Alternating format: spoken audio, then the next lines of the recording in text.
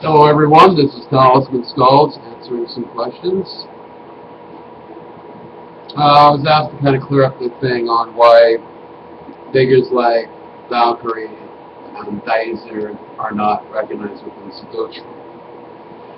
I kind of pointed that out already in the other videos, but I'll go ahead and answer it again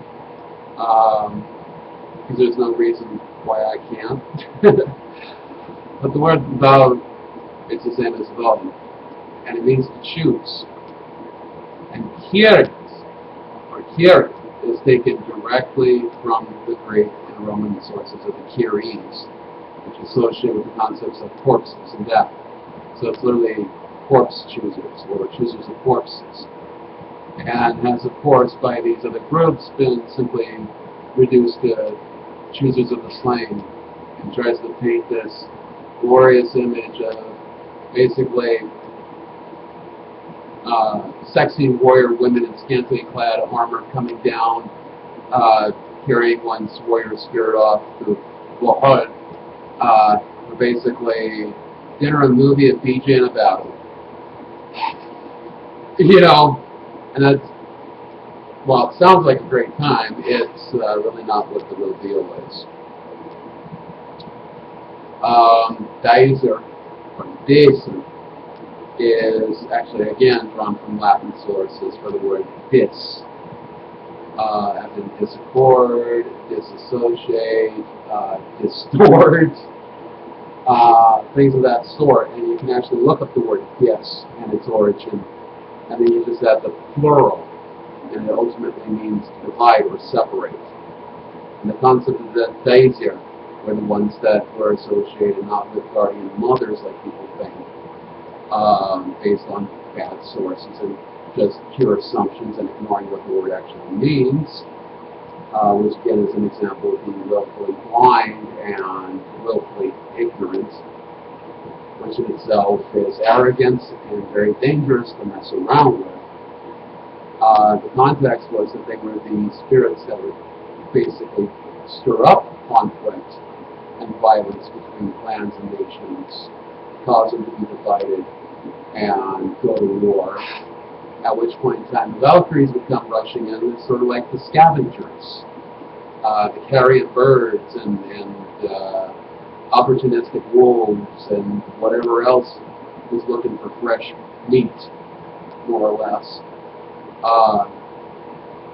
And a lot of references of them hovering around like crows in a battlefield, or things of that sort, like vultures and buzzards.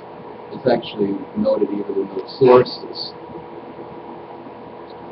So a lot of the so-called images of Valkyrie and Daiser is actually more of romanticized nonsense that's completely counter to the facts. These are the kind of ongoing puns, distortions,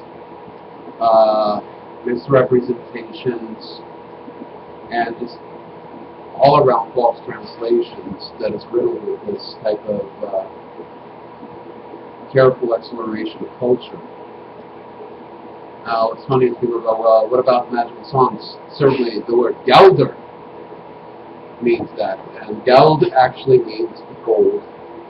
It's the same source of the word Gild.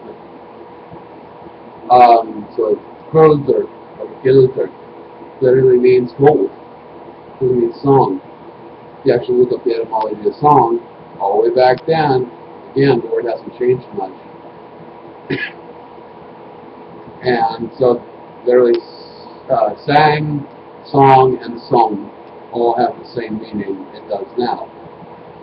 So, you're talking about singing a spiritual song or whatever. There were other terms. Gelder is not one of them. So, when somebody asks me, well, what about the so-called rune magic called the Gelder book, or Gelder book? And I tell them it literally means golden book, because that is what it literally means. And it's actually a hybrid off of concepts of Christian, Edic, and other fallacies, drawn off the same material as the Ariska Isha, which is a treatise on sending to demons and all that mumbo-jumbo nonsense. And then mixing in falsely a lot of the clear native symbols like the basically the earth wheel, which is like 8 spokes, which had only to do with migration concepts, as I also discussed in the other video. So a lot of that is an example of a lot of nonsense. It does not in any way match up with any of these modern movements, the so-called April celebration of the year, which in itself is largely based off Christian concepts, not actually native traditions. And that's fine, let them have that, whatever, that's their problem. Whatever makes them stroke their whatever and squeeze their whatever. But that's why we cannot identify ourselves with that, because a lot of the terms that they embrace are actually insulting. And a lot of the associations they have are completely out of sync or context with those principles. Another factor is people ask, well, what's Yule actually called? It's always been called, almost always has been called Yule type. Modern sources try to call it the Juleblock or Juleblock, Blut. And the word is actually Blut. And it's another form of the word blot, as in something that needs to be blotted out, and have the double pun as being the root of the word blood. So as to try and paint every single holiday as some kind of sacrificial blood offering thing, and every single event, and every single occasion, which really is not true. So you see, that's another example of people trying to come up with things that's non-factual.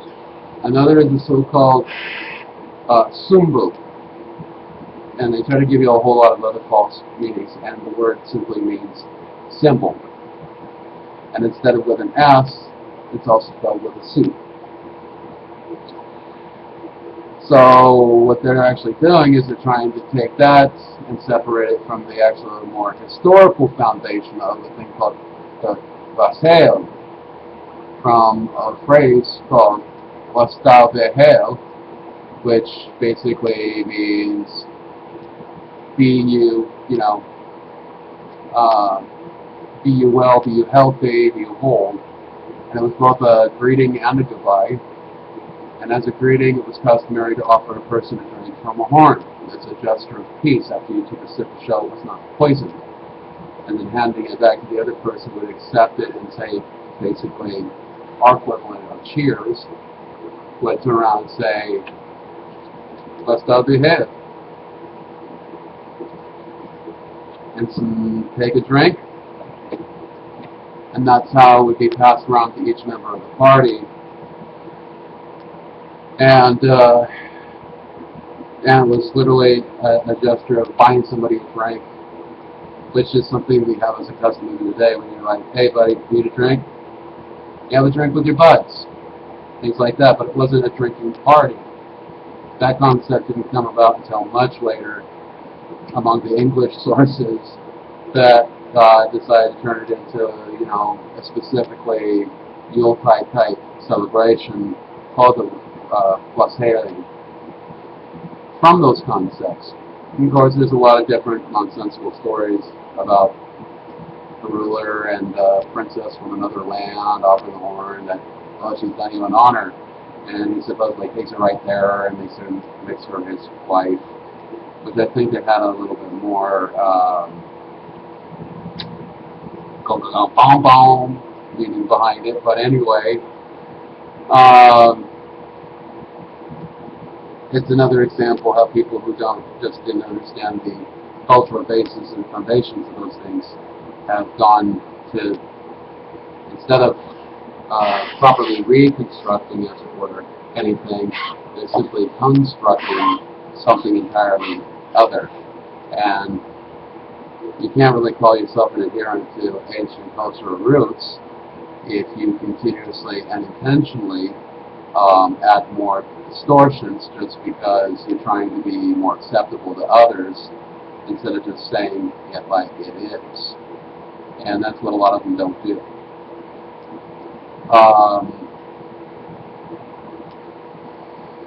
So, there you go.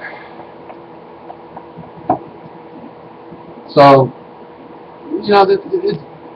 there is a lot more that we do even in normal practices today that are directly related to these ancient roots that just simply carried on regardless of the theological depth. Like, for example, the term haligsta, or haligstone, really means holy stone, and was a reference to basically our equivalent of a tombstone, making offerings there for the dead and everything else. Haligstan was a term similar to holy stone, which really means holy stand. A stall literally is a stall, a little area where things are stood in. Didn't always mean where animals were in a barn. It could be like a little stall area inside of a building where like relics and stuff might be. And the plural was stala or stalu. And it's very simple with legitimate etymology. Haliguel, Holywell, the name for a temple, Gloras or Glotos, which literally means good house, which is the original term for a temple. Osgard literally means our yard. Midgard literally means middle yard, and Utgard means outer yard. And we literally have what's described there as a structure of a court. We already know about the three set of ring-type structures of a lot of the traditional so-called Viking Age homes and otherwise.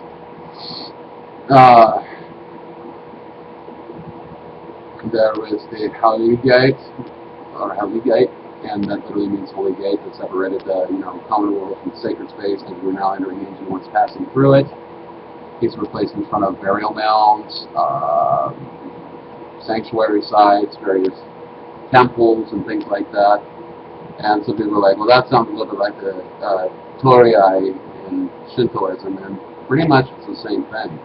Considering the fact how ancient Shinto actually is before it called itself Shinto, distinguish it from everything else, and the fact a lot of it comes from China, and the fact that Europeans were already in contact with China over 5,000 years ago and everything else, it really should not be that much of a shock for people to see these common links.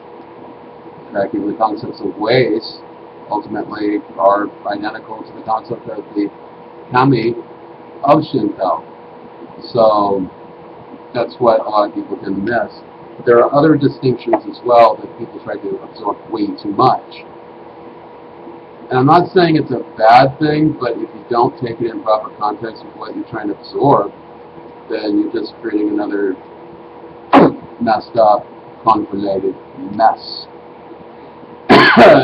So that's just some other examples. Another one is like the so-called Einhungar, or Einhunger, I think on my tongue, Einherjer, from association with a female figure named Herja. And it's usually translated as meaning destruction or whatever, and I don't buy it, but in any case, one dedicated to destruction is essentially what it's given to me.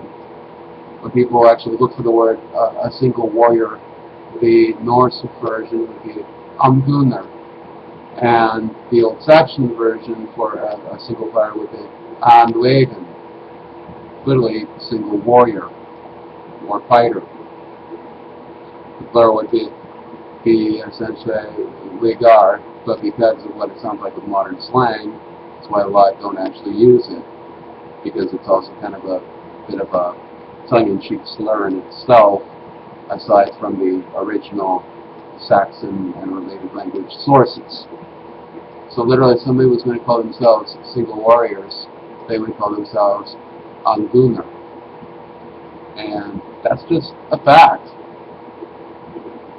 One person asked me, okay, what would be the name for a powerful one? Literally the word powerful one. And it would be Reichen. And literally it's a combination of the word bike Amen.